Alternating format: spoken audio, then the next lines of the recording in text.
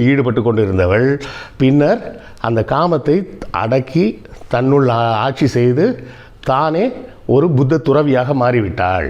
அப்படின்றது மூலமாக அவளை தெய்வமாக கொண்டாடுவது பௌத்தர்களின் வழக்கமாக இருந்து அதுக்கு ஒரு கோயிலை கட்டியிருக்காங்க. அதுதான் மாதவியின் கோயில். அந்த கோயிலில் அவளது மகளாகிய மணிமேகலை அவள் எல்லாருக்கும் உணவளித்தாள் அப்படின்னு கையில் அட்சய பாத்திரத்தோடு இருந்த மணிமேகலை மாதவி ஆகிய இருவரின் கோயிலாக இருந்த கோயில் இன்றைக்கு எப்படி மாற்றப்பட்டு விட்டது அப்படின்னு சொன்னால், மாதவி காமாட்சியாகவும் மணிமேகலை அன்னபூரணியாகவும் இந்து மதம் ஆட்டையை போட்டு கொண்டு விட்டது. இந்த ஆட்டையை போட்ட செயலை மிக சிறப்பாக செய்தவர் யார் என்றால் உங்களுக்கே தெரியும், ஆதிசங்கரன்.